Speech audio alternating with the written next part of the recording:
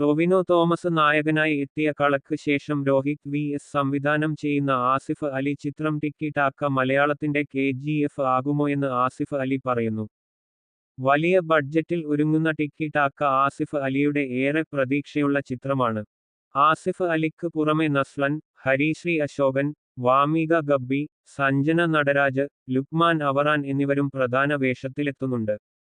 ടിക്കി ടാക്കക്ക് വേണ്ടി എടുത്ത എഫോർട്ടുകളെക്കുറിച്ച് ആസിഫ് അലി ഏഷ്യാനെറ്റ് ന്യൂസ് ഓൺലൈനിനോട് പറഞ്ഞു.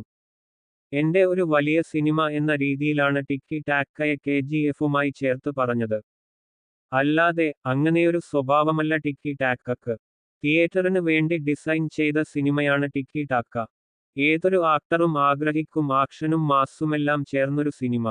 എന്റെ ആ ആഗ്രഹം സഫലമാവുന്ന സിനിമയാണ് ടിക്കി ടാക്ക. ചിത്രത്തിന്റെ പകുതിയിലധികം ചിത്രീകരണം പൂർത്തിയായി. ഡയറ്റിലാണ്. ഇതുവരെയും ഒരു കഥാപാത്രത്തിനോ സിനിമക്കോ വേണ്ടി ഡയറ്റോ ഫിസിക്കൽ ട്രാൻസ്ഫോർമേഷനോ ഞാൻ ചെയ്തിട്ടില്ല. പക്ഷേ ഒരു മനുഷ്യൻ എപ്പോഴെങ്കിലും ഇത്തരത്തിൽ എഫോർട്ട് എടുക്കണം എന്ന് വിശ്വസിക്കുന്ന ഒരാളാണ് ഞാൻ. ആക്ടേഴ്സിന്റെ ഏറ്റവും രസമുള്ള കാര്യം അവർ ആരും ഒരു ലുക്കിൽ മാത്രം നിലനിന്നു പോകുന്നില്ല എന്നതാണ്. അഡിഗോസ് അമിഗോസ് ചെയ്യുമ്പോൾ ആ ലുക്കിൽ ഒരുപാട് ബുദ്ധിമുട്ടിയിട്ടുണ്ട്. ഞാൻ ജീവിതത്തിൽ ഒരിക്കൽ പോലും നിൽക്കാൻ ആഗ്രഹിക്കാത്ത ശരീരമായിരുന്നു അഡിഗോസ് അമിഗോസിലേത്. പക്ഷേ ഇങ്ങനെയുള്ള കഥാപാത്രങ്ങൾ ചെയ്യുമ്പോൾ ഒരു പുതുമ എപ്പോഴും ഫീൽ ചെയ്യും. അതുപോലെ ടിക്കി ടാക്കയിലെ കഥാപാത്രം അങ്ങനെയൊരു ബോഡി ഡിമാൻഡ് ചെയ്യുന്നുണ്ട്. അയാളുടെ ബോഡി ലുക്കിൽ തന്നെ അയാൾ എത്ര പവർഫുൾ ആണെന്ന് കാണിക്കുന്നുണ്ടെന്ന് രോഹിത് ആദ്യമേ പറഞ്ഞിരുന്നു.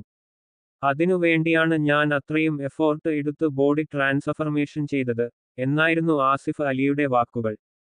ഈ വർഷം ഡിസംബറിൽ ചിത്രം റിലീസ് ചെയ്യുമെന്നാണ് പ്രതീക്ഷിക്കുന്നത്.